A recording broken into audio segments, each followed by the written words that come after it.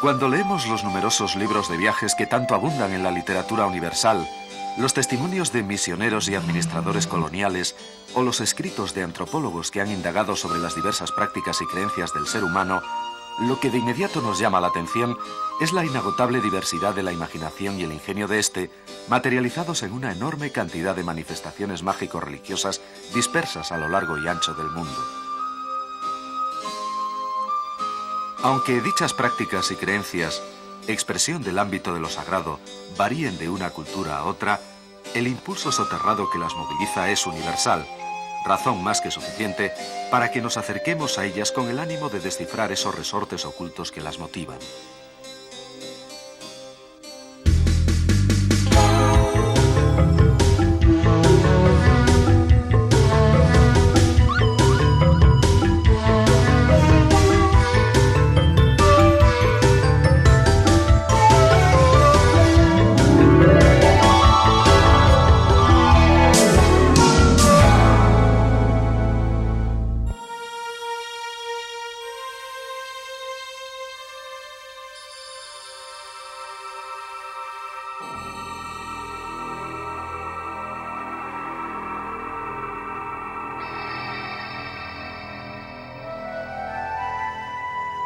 Aunque la búsqueda de alimentos y los conflictos sociales sean los materiales brutos que por la fuerza de poderosos sentimientos e intereses van a terminar por transformarse en religión, las nociones y prácticas religiosas no son, desde luego, reductibles a ello.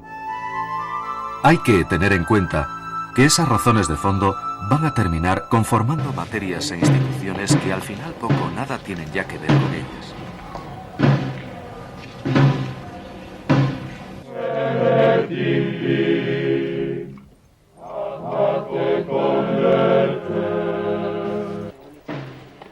Al observar los aspectos funcionales de la religión, podemos ver que ésta sirve en realidad para hacer posible el funcionamiento de las sociedades al expresar los conflictos que aparecen en el interior o crear puntos de vista comunes entre sus miembros.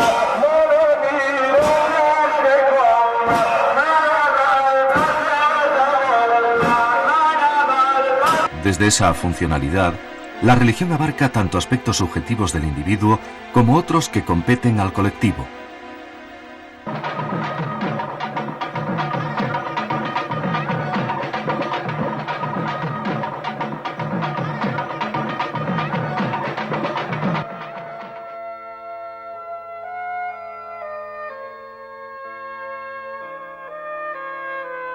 Cuando un individuo aparece enfrentado con la inescrutabilidad de su destino, con el sufrimiento o con la presencia del mal, surgen de inmediato los interrogantes máximos, las preguntas definitivas que dan soporte a la religión desde un punto de vista subjetivo.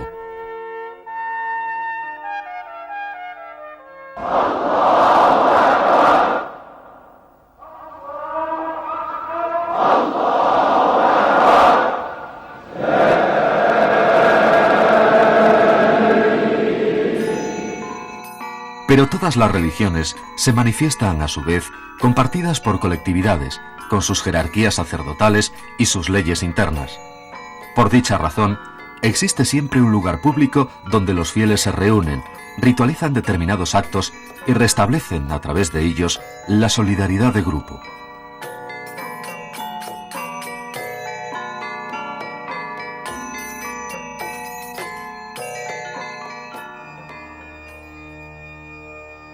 Así sucede, por ejemplo, en Santiago de Compostela todos los 25 de julio de cada año, cuando la ciudad celebra la festividad de su santo patrón. Con dicho motivo, la catedral se abarrota de fieles para participar en la solemne misa que rememora la leyenda sobre la cristianización de Galicia y la lucha contra los infieles mantenida por el apóstol Santiago.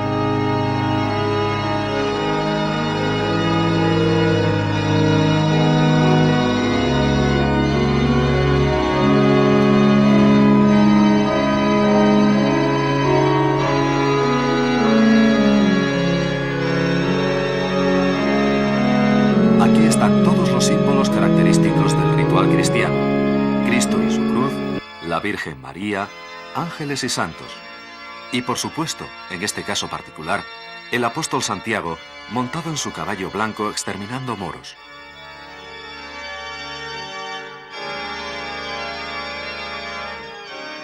Todo este conjunto simbólico conforma en sí mismo un complejo sistema que interactúa en los presentes para establecer en ellos potentes, persuasivas y duraderas motivaciones que les va a incitar a la formulación de concepciones generales referidas a la propia existencia. Dicha actitud es la clave fundamental de todas las religiones. Al canalizar y domesticar emociones poderosas, los símbolos religiosos funcionan como bases importantes del orden social existente, ya que al manifestar lealtades de grupo, crean en quienes los olvidan o desobedecen sentimientos profundos de culpa. Ello explica su utilidad para el control social.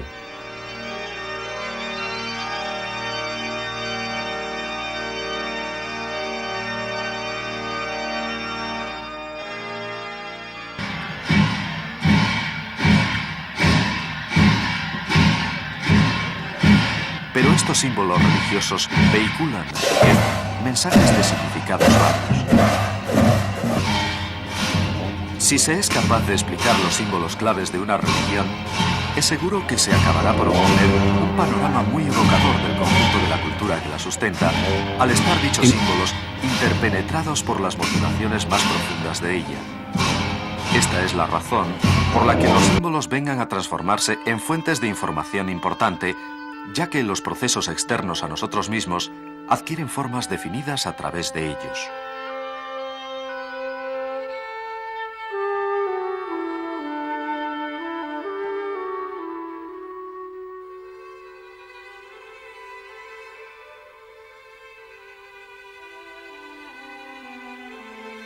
Una variante simbólica muy clara, de gran incidencia en todas las culturas humanas, son los mitos.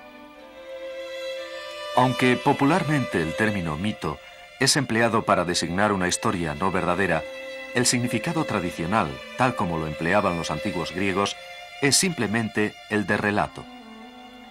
En ese sentido, los mitos son narraciones que intentan explicar, en el fondo, de una forma más o menos encubierta, el sistema social que los sustenta, hablándonos de sus contradicciones y apetencias, sus expectativas y recelos.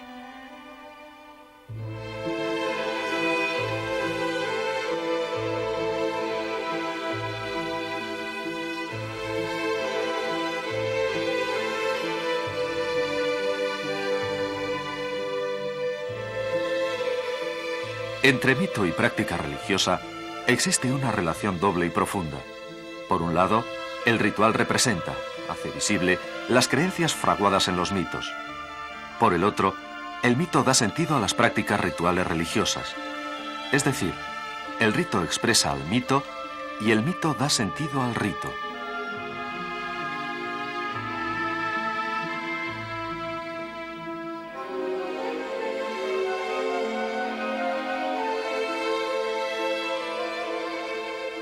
Tanto el mito como el rito forman parte, a su vez, del complejo entramado llamado ideología, esa multiplicidad de canales comunicacionales mediante los cuales cada cultura difunde las representaciones que ella se hace de sus propias condiciones de existencia.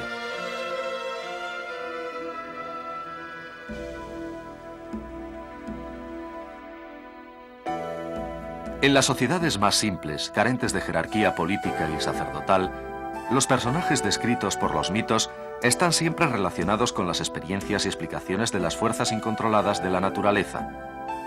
De tal manera que en dichas narraciones encontramos a menudo a tales personajes interactuando entre sí como seres humanos ordinarios.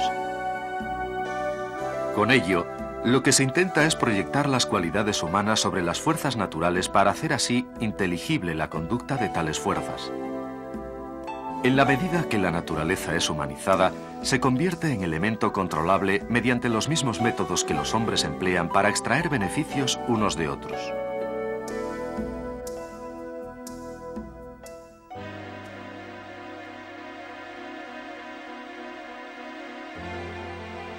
El desarrollo del Estado complicó de forma considerable el contexto de mito y la ideología, al partir la información, cada vez más, desde un centro de poder copado por jerarquías políticas dominantes.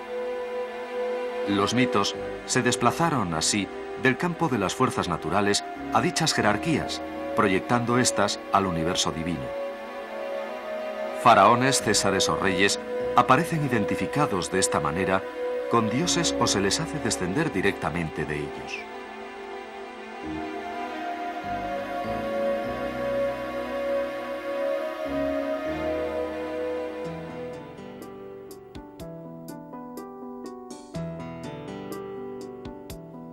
En las sociedades industriales contemporáneas, la manipulación de los llamados aparatos ideológicos del Estado, que incluyen no solo las instituciones religiosas, sino también las políticas, económicas, jurídicas y educacionales, imponen representaciones colectivas según los intereses del poder instituido.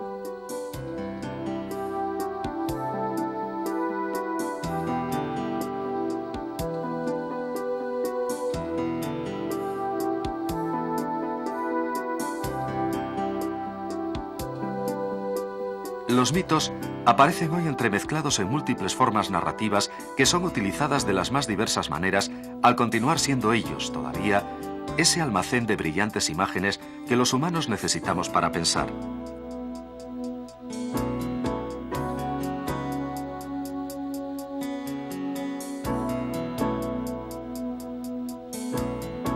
Si la ligazón con Dios parece estar en declive en la sociedad industrial, al haberse producido en ella un proceso de secularización, la religión formal, por contra, sigue sólidamente aferrada a la base convivencial. Ello posibilita en la práctica una extraordinaria pluralidad de manifestaciones religiosas. Los intelectuales de la comunidad musulmana en España prodigan encomiosos esfuerzos a fin de poner a disposición de los creyentes, en lengua castellana, los principales textos de la ciencia islámica.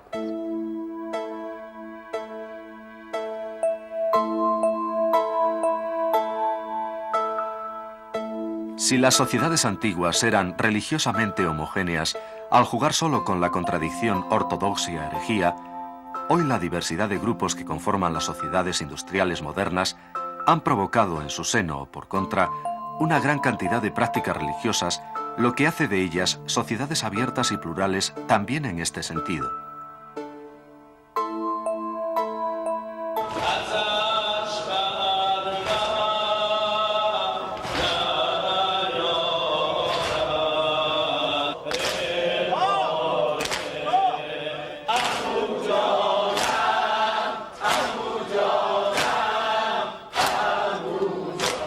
Al continuar proporcionando hoy una cierta y coherente visión del mundo precisamente cuando éste es más voluble y cambiante, favorecer una serie de fiestas que proporcionan una expresiva trama de continuidad cultural entre las generaciones, santificar el importante acontecimiento social del matrimonio, ayudar a enfrentar la crisis de la muerte y ser una fuente inagotable de actividad artística y estética, la religión sigue jugando aún un importante papel en la interacción humana al hacer explícita la vida de comunidad y cerrar estrechamente el contorno de la estructura social en la que se desenvuelve.